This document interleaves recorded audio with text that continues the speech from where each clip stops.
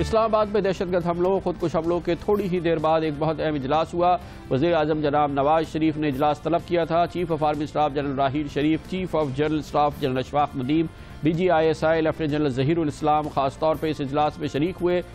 جبکہ وزیر اعظم کے ساتھ ان کی کابینہ کے دوسرے اراکین وزیر دفاع جناب خواجہ محمد آصف، وزیر داخلہ جناب چودھری نثار علی خان اور وزیر خزانہ جناب اسحاق ڈار اس اجلاس میں موجود تھے۔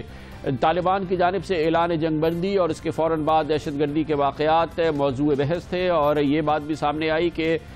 طالبان کے اعلان جنگ بندی سے ذرا قبل کیوں دہشت گردی کے ایک بڑے واقعے میں پولیو ورکرز اور نیم فوجی اہلکاروں کو پشاور کے قریب نشانہ بنایا گیا تھا، جس میں کہ ہفتے کے روز 13 جانیں چلی گئی تھیں، اور اس کے بعد آج کا واقعہ اور آج ہی لنڈی کوتل میں ایک اور واقعہ جس میں فوجی دستے کو نشانہ بنایا گیا۔ باعتماد ذرائع کہتے ہیں کہ فوجی ماہرین مسلسل یہ سمجھتے رہے ہیں کہ حالیہ واقعات کے بعد جس میں فوج نے محدود کارروائیاں کی، فضائیہ نے محدود کارروائیاں کی، شمالی وزیرستان میں طالبان کے حلقوں میں اس کا اثر بھی ہوا ہے، اور اس کی وجہ سے طالبان کے حلقے انتشار کا شکار ہیں، اور اب ان کی یہ خواہش ہے کہ انہیں موقع ملے تاکہ وہ دوبارہ اپنے آپ کو منظم کر سکیں۔ فوجی حلقے بعض رائے کہتے ہیں کہ سمجھتے یہ ہیں کہ اس جنگ بندی کے ذریعے طالبان دراصل وہ موقع حاصل کرنا چاہتے ہیں، اور اطلاعات کے مطابق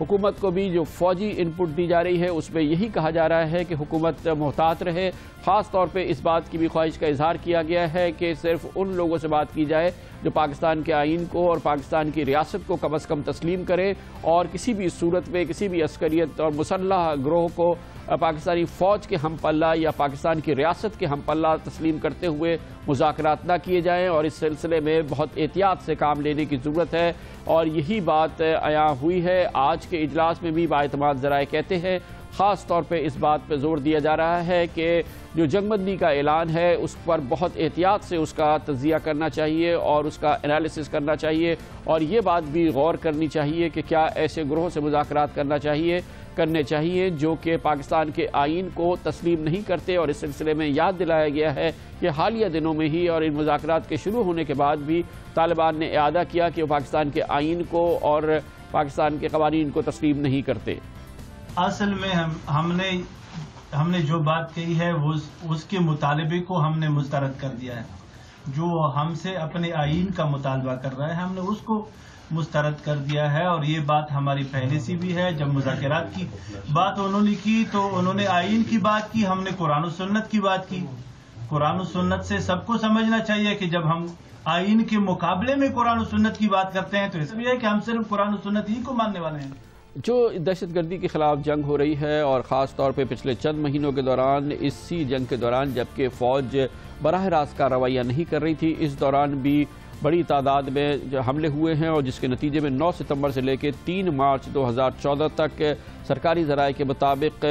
114 فوجی شہید ہو چکے ہیں ان مختلف حملوں میں، جن کا نشانہ فوجیوں کو بنایا گیا، اور یہ اس وقت ہوا جب فوج متحرک کارروائیاں نہیں کر رہی تھی، جن کا آغاز تقریباً 3-4 ہفتے قبل کیا گیا۔ خاص طور پہ جب سے چیف آف آرمی اسٹاف کی حیثیت سے جنرل راحیل شریف نے عہدہ سنبھالا ہے، فوج نے جوابی کارروائیاں کی ہیں، اور اس پر حملوں کے خلاف جو ہے براہ راست جوابی کارروائیوں کے نتیجے میں اب فوجی ماہرین سمجھتے ہیں کہ طالبان حلقے انتشار کا بھی شکار ہیں، وہ تتر بتر بھی ہو رہے ہیں، اور وہ موقع چاہتے ہیں کہ وہ دوبارہ منظم ہو سکیں، اور اسی حوالے سے اب نئی حکمت عملی کیا ترتیب دینی ہے فوج کی، اس سلسلے میں رائے موجود ہے۔ بہرحال فیصلہ جناب وزیر اعظم نواز شریف کو کرنا ہے۔ دوسری جانب آج کے اس حملے کے جواب میں ایک بہت بڑا بہت ہی شاندار آج عمل دیکھنے میں آیا۔ چیف جسٹس آف پاکستان جناب تصدق حسین جیلانی، جن کو اس واقعے کی اطلاع ملی، اس کے فوراً بعد ہی وہ پمس ہاسپٹل گئے، انہوں نے ان زخمیوں کی بھی عیادت کی جو کہ آج کچہری کے حملے میں نشانہ بنائے گئے تھے، اور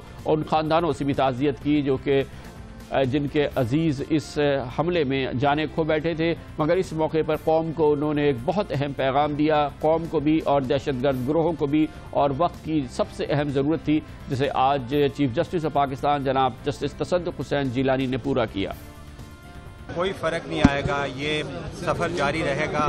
اصول انصاف کا۔ میں ان لوگوں کے لیے دعا کرتا ہوں، ان قیمتی جانوں کے لیے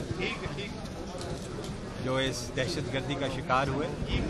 کی مغفرت کی دعا کرتا ہوں، اور ان کی لواحقین کے لیے ہمدردی کرتا ہوں۔ मगर इसके साथ साथ मैं ये फिर दोहराऊंगा कि हमारी जो मंजिल है उसके लिए हमारा बाहमी सफ़र जो है बेंच और बार का वो जारी रहेगा।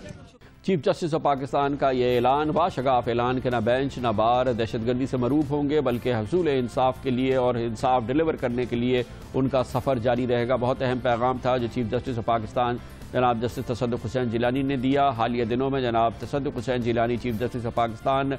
मौजूदा सूरत हाल के बारे में अपनी तशवीश से मुसलसल उसको उजागर भी करते रहे हैं। कराची में हालिया दिनों में उन्होंने एक तकरीर से खिताब करते हुए कराची की सूरत हाल के बारे में अपनी शदीद तशवीश का इजहार करते हुए ये कहा था कि कराची में दहशतगर्दों और माफिया का कब्ज़ा है। यकीनी तौर पर मौजूदा सूरत हाल के हवाले से चीफ जस्टिस ऑफ पाकिस्तान का ये तबसरा गौर तलब भी है और हुकूमत को इस बारे में ज़रूर सोचना चाहिए। लेते हैं कमर्शियल ब्रेक और उसके बाद जिक्र करेंगे इस मौजूदा सूरत हाल में अगर सबसे बड़ा इम्तहान है तो ख़ुद पाकिस्तान के